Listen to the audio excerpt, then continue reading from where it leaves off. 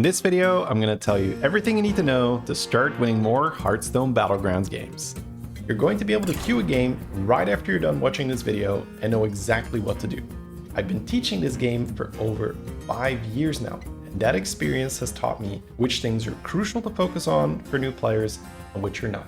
I'm going to start by answering a question I get from pretty much every new player I talk to. Do I need the Battle Pass? The simple answer is no. You don't. With what I'm going to teach you, you're going to be able to win most of your games regardless. I've done a challenge run to get to 10,000 MMR without the pass, and several other high-level players have been top 10 on the leaderboards without it. That being said, you will definitely gain an edge. You'll climb a little faster, and most of all, some heroes are just way more fun to play than others. So if you're going to be playing a lot, the pass is a solid purchase. Extra reroll tokens are much less useful, seeing as a premium pass already provides you with 1 free reroll per game.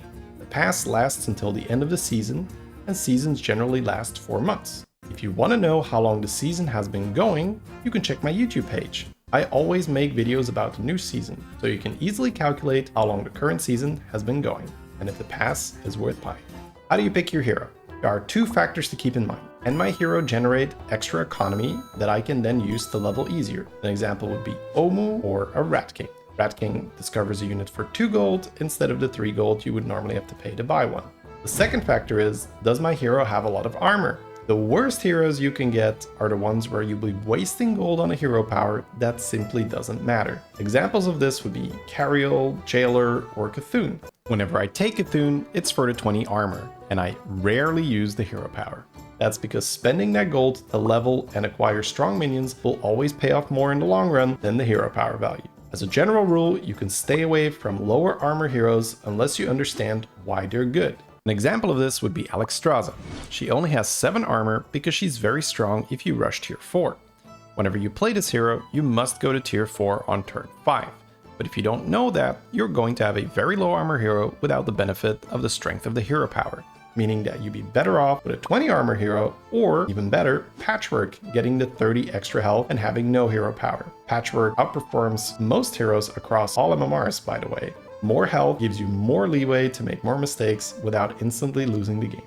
The next thing you'll need to know is when to tier up your tavern. There are a lot of leveling curves. I explain all of them in my leveling video, but for at least your next 20 games or so, you should follow the same curve over and over. This way you'll have 1 fewer thing to worry about, and you'll have more focus left to learn the other aspects of the game. I recommend the standard curve because it's easy and very safe. After a while, you can then start experimenting with different curves. Before I explain this curve, you should know which units you should be buying. Prioritize economy units, such as Shell Collector or Gambler. These units allow you to get stronger faster once you're on tier 4. You'll have more gold to quickly trade your board of tier 1 to 2 units for stronger tier 3 or 4 units. Strong pairs are also great to buy on tier 2 because you'll have a chance to triple them later on for an early 5 or even 6 drop. An example of a strong pair would be a pair of Eternal Knights. They can stay on your board fairly long because they can hold their own into combat. An example of a weak pair would be Crater Miners. They don't contribute much at all to your fights. Synergy between your units is nice, but it's not a must. It's not because you bought Hummingbird that you're now buying every beast you see. Always evaluate minions on their individual strength. For example, a Crackling Cyclone will do better in combat than a Hungry Snapjaw, even if you already have a Hummingbird. So don't automatically buy every card from the same type. Make sure that the cards are actually impactful on your board. Keep in mind that all minions you're buying right now will be sold later anyway. Their only job is to keep you alive and set you up to make your real board later on. With that in mind, here's how to level. Turn 1, buy the best units. Turn 2, level. Turn 3, you're going to have 5 gold right now, and you'd like to buy 2 units. You can do that through a number of ways. You could start off with an economy unit on turn 1, such as Alley Cat or Busker, and use that extra gold to buy 2 units right now. You could also have an economy unit in your shop and do the same thing. Buy the Shell Collector coin and buy another unit, or you could have a 2-cost spell. This would be Lasso, Recruit, Chef's Choice, or Life Foul. If you have none of those options, you'll have to sell your starter units and buy the 2 best units from the shop, or buy a unit from the shop and cycle it, such as a Sunbacon Relaxer. Turn 4 is much more straightforward. You can now spend 6 gold to buy 2 units. On turn 5, you'll have 7 gold. This is where you tier up for 4 gold and use the 3 remaining gold to buy a unit. Turn 6, you'll have 8 gold and tiering will cost 7. So after you tier to tier 4, you'll have 1 gold left over. If you have a 1 cost hero power, it's great to use that right now. You could also buy a 1 cost spell. Worst case scenario, you're going to end up rolling this last gold away to maybe hit a good tier 4 tavern. Turn 7. This should be the first turn you're rolling, apart from the 1 gold you may have rolled away last turn. That's because up until now, you were unlikely to make a stronger board by rolling, seeing as you'd end up with fewer minions. But now it's going to be worth it, as you're looking for strong 4-drops. You'll want to buy tempo cards such as Humongous, Bonker, or Carapace Razor. Simply put, these units will make your board stronger and make it more likely you can win your fights. Good economy generators such as Bigwig Bandit are also great. The extra value they generate will allow you to get even stronger and open up plays such as leveling and buying a unit instead of just leveling. On turn 8, you would like to go to tier 5. However, if your previous turn wasn't good enough and you are still losing your fights, you should stay another turn on tier 4 to buy strong 4-drops to win your next fight. On turn 9, you want to go to tier 5 if you didn't do so already on the previous turn.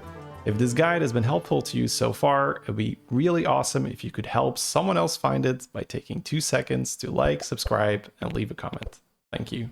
Once you're on tier 5, it's now time to build a board to win the game with. Everything else up until this point was just to get you here. Look for strong directional cards that preferably already have some synergy with your board. Examples would be you now triple into a striker and you already have some avenge cards on your board, such as a bonehead. This will make it more likely that the striker's avenge will trigger. You can roll Titus and already have some death rattles to use. You could roll Drakari and already have an end of turn effect, such as your Lost City Looter. You can easily check hsreplay.com to check which strategies are strong and what their key minions are. If you play on PC or Mac, you can download the tracker for free, which gives you a ton of tools to use in your game, such as a minion list, allowing you to quickly check which tier everything is on. Now that you have the core minions for your strategy, fully commit to it and start scaling your board. You'll also need to know how to position your minions. The general rule is to place your strongest units first. This is because you'll want them to value trade or at least trade 1 for 1. In a hypothetical scenario where you and your opponent have the same board of 2 minions each, a 100-100 and a 50-50. If you lead with your 50, it can run into the 100 and it'll die. The 100 then runs into your 100 and you lose the fight. If you had led with the 100, you could have value traded the 50, or at the very least made an equal trade with the opposing 100. You can see how this makes a big difference and can swing the odds in your favor. In mech lobbies, you'll want to place your weakest unit first, however, because a Noyo module is a common magnetic. This means your opponent might have a big Divine Shield taunt, making it very valuable to remove that shield with your weakest minion. You'll usually want 1 or 2 taunts of your own. Position them either in the front or in the back. This way, enemy cleaves get minimal value. As you approach the end of the game, you can now start to switch out some of your scaling cards for immediate impact minions. Trading a Bran or a Drakari for a Leroy or Venomous minion can be the difference between placing 4th or 1st. If you apply these strategies as a new player, you will start climbing incredibly quickly. Once you're ready to take your game to the next level, make sure to check out the guide I made on how to reach 8,000 MMR.